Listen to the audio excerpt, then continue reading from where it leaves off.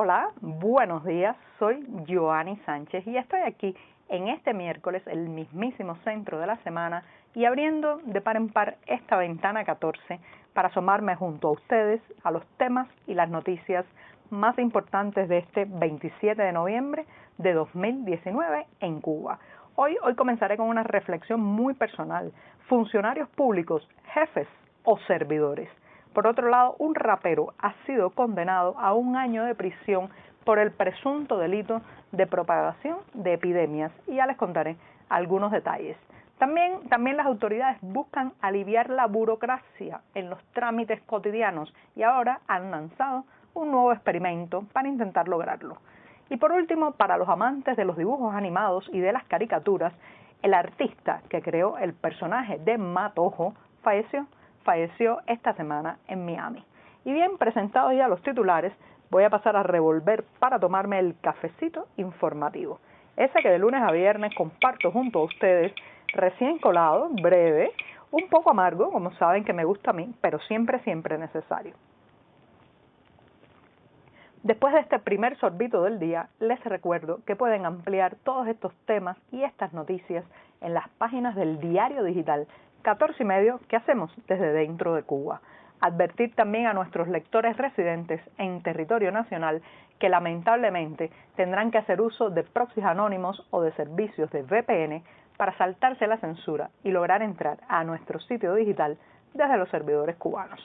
Y dicho esto, me voy con el primer tema que ya les anunciaba. Se trata de una reflexión muy personal y es un tema que empecé a meditar en él y a darle vueltas justamente ayer, martes 26 de noviembre, a partir de lo que ocurrió en las redes sociales tras el hecho de que una reportera de 14 y medio, la periodista independiente Luz Escobar, sufriera el día anterior un arresto domiciliario totalmente ilegal por parte de la policía política o seguridad del Estado que le impidió salir de su casa. A partir de eso, pues en las redes sociales muchas personas dieron su solidaridad, apoyo a Escobar, pero también reclamaron a las autoridades cubanas que dieran una respuesta sobre por qué se estaba violando la legislación vigente en la isla, haciendo un arresto arbitrario, domiciliario en este caso, a una persona que no está siendo procesada legalmente,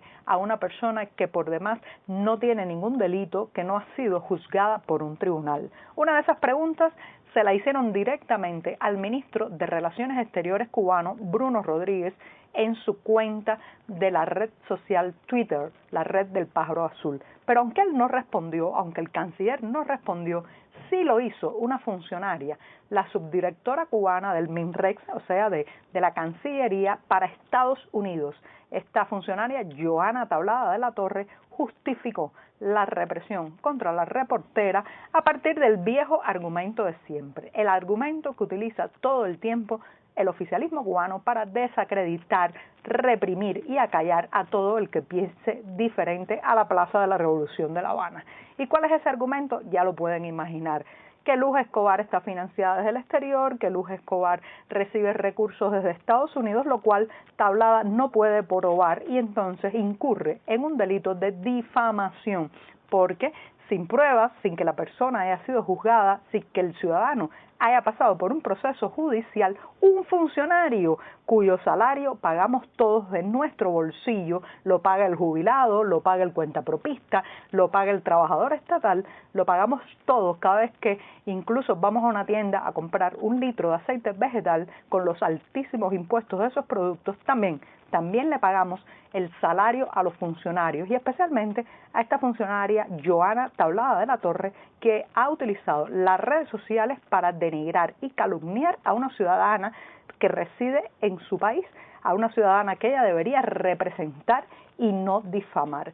Y bueno, a partir de eso pensaba en cómo por décadas hemos tenido una imagen muy errada de lo que es un funcionario público, de lo que es un representante, de lo que es alguien que ostenta un cargo en un ministerio, a nivel de alguna organización estatal, a nivel de poder político, y por décadas hemos pensado o nos han hecho creer, que es lo peor, nos han hecho creer que ellos son nuestros jefes, que ellos nos dirigen, que ellos son nuestros líderes, que ellos nos dicen a dónde vamos, qué tenemos que hacer, que ellos dictan el camino. Y eso es una postura totalmente errada. Los servidores públicos son justamente eso, deben servir, deben darse a la gente, deben representarnos, deben ser nuestra voz y nuestro rostro allí donde, donde deben defender nuestra agenda, donde deben defender nuestro espacio, nuestra seguridad, nuestra voz, pero para nada están capacitados para ir contra los ciudadanos, insultarlos, difamarlos y mucho menos acusarlos de delitos que no han sido probados a través de un tribunal o por un tribunal. Entonces, Johanna Tablada de la Torre viola un código ético porque no solamente calumnia a una ciudadana, sino que además rompe de alguna manera lo que debería ser su función, su papel como servidora pública de darse a la gente. Hemos vivido por décadas pensando como si fuéramos soldados de un pelotón y ellos, las personas que se sientan en las sillas presidenciales, en las sillas de los ministerios, fueran nuestros sargentos, fueran nuestros generales, fueran nuestros comandantes. Para nada. Ellos son nuestros servidores públicos. El dinero de sus salarios sale de nuestro bolsillo y nos tienen que representar. Y cuando no nos representan, cuando nos calumnian, cuando nos agreden, cuando abusan de su poder para fusilar la reputación de un ciudadano, pues entonces tienen que renunciar. Y eso es lo que estamos pidiendo. La renuncia inmediata y cuanto antes de Johanna Tablada de la Torre, que en lugar de servirnos empezó a calumniar a los ciudadanos. Y bien, con esto me voy rápidamente al segundo tema, el rapero. El rapero Pupito Ensay ha sido condenado a 1 año de prisión por el delito de propagación de epidemias. Ahora les voy a explicar por qué este delito y de qué se trata. Recuerden que hace varias semanas, alrededor del mes de octubre, comentaba en esta ventana 14 que las autoridades, especialmente de La Habana, anunciaron severas medidas para multar, procesar legalmente e incluso llevar a la cárcel a quienes contribuyan con sus acciones y negligencia a la propagación de enfermedades. Esto especialmente son sanciones duras que incluyen penas de prisión de entre 3 meses a 1 año.